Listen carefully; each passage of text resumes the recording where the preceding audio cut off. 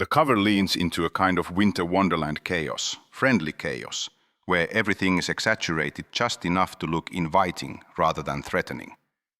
The title, Smallfoot, is shaped like carved blocks of snow or ice, chunky and rounded, as if someone sculpted them with giant mittens.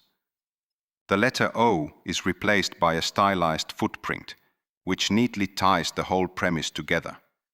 This film flips the Yeti folklore upside down, treating humans as the mythical beings. Front and center, a large white Yeti lifts a human, Migo carrying Percy, in a triumphant pose that blends curiosity and giddy pride. The Yeti's expression is pure sunshine, huge grin, wide eyes, the sort of face meant to reassure kids that nothing dangerous lurks here.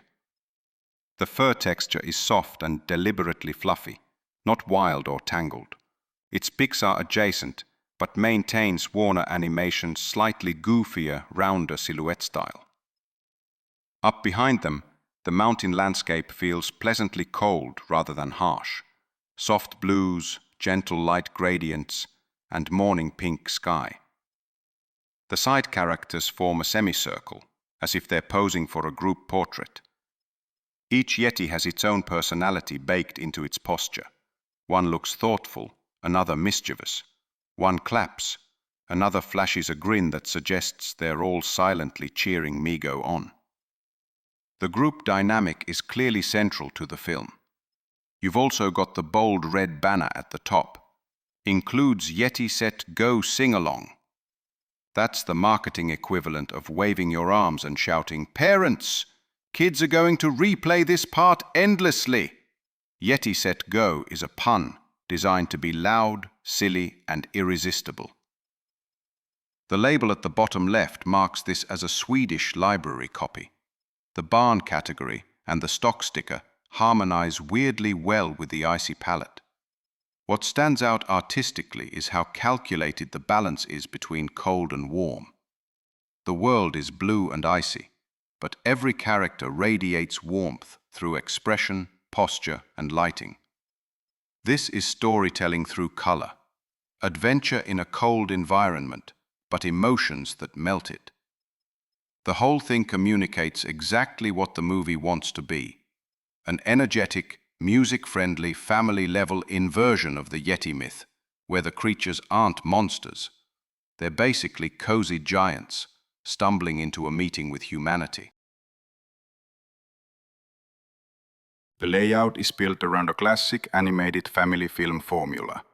A big slab of summary text at the top, a strip of stills across the center, and a dense production block at the bottom. But the design keeps everything playful by using a frosty, soft blue palette, as if the whole backside were dusted with powdered snow. The Swedish and Finnish summaries sit side by side, flagged with their national icons. It's a multilingual edition, typical of Nordic releases. The Swedish text goes first and sets the stage with surprising bluntness. Ett galet äventyr om vänskap och mod. A crazy adventure about friendship and courage. The language is informal and cheerful, describing Zendaya and Common as if they personally walk into your living room singing. The plot summary leans heavily on the reversal of the Bigfoot myth. Humans are the Smallfoot. It spells out the twist immediately, because secrecy isn't the point here. The comedy is. The Finnish summary echoes the same premise, but in its own rhythm. The legend of Bigfoot flips upside down. A young Yeti finds something he never believed existed. The marketing leans into parallelism. Two cultures, same message, same emotional promise. Below that, a narrow film strip of images acts like a compressed highlight reel. Each frame shows a different emotional tone. One Yeti looks gently concerned. Another shot features a bustling, snowy marketplace. A third shows Migo beaming with innocence. You don't get the story from these images. You get the mood. Warm, silly, communal. The special features sticker is pure enthusiasm taped onto the cover. It promotes the Yeti Set Go Sing-Along, highlighting that this is not just a film, but an activity machine, a musical playground for kids. The bonus list, mini-movie, music videos, more, suggests the disc is stuffed with short-form content meant to be replayed dozens of times. The credits block at the bottom is the usual ocean of names, but a fun detail floats on top of it. Songs by Zendaya and Common. That's a hint that the film rides on the charisma of modern pop voices, rather than old-school musical theater singers. You can sense Warner Animation's attempt to broadcast credibility and energy. The icons along the lower band, age recommendations, language tracks, format notes, form a kind of bureaucratic snowdrift. Sweden rates it Rek från barn till 18 år, meaning basically recommended for children, while Finland gives it a solid 7, a bit stricter.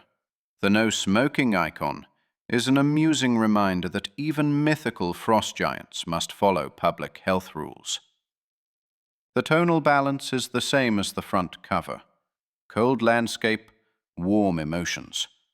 Everything is engineered to tell parents this is safe, sweet, and lively, and to tell kids this will be fun, not scary. The disc artwork takes a sharp turn toward minimalism, almost as if the designers wanted to counterbalance the hyperactive friendliness of the cover with something cool and disciplined. The whole face of the Blu-ray is a deep, even blue, an icy, matte shade that fits the film's snowy world without borrowing any of its cartoon energy. The Smallfoot logo sits alone in the upper right quadrant like a carved chunk of frost. Its thick, sculpted letters keep their three-dimensional look, but the absence of color makes them feel quieter, almost embossed. You can sense the decision. Keep it simple, keep it recognizable, don't distract. Near the center hole is the tiny snowflake insignia, stylized, symmetrical, and acting almost like a seal. It's the only decorative mark on the entire disc besides the logo. The combination of that snowflake and the dark blue background makes the disc look like a frozen coin. Around the lower arc sit the usual studio and format logos, the Blu-ray disc icon, Warner Brothers shield, and the copyright text that runs along the rim. The typography is small but crisp. There's no printed illustration, no character art, no chaotic layout. This kind of plain disc design is becoming more common in late 2010s and early 2020s releases, mostly because studios cut down on disc printing complexity to save costs. The surrounding environment in your photo adds a bit of grounded atmosphere. The open blue case, the translucent plastic catching daylight, the soft beige table edge, and the electric white media remote in the corner. The contrast between the toy-like brightness of the case and the deep seriousness of the disc design makes the disc feel mature in a strange way, like the adult in the room inside a children's film package.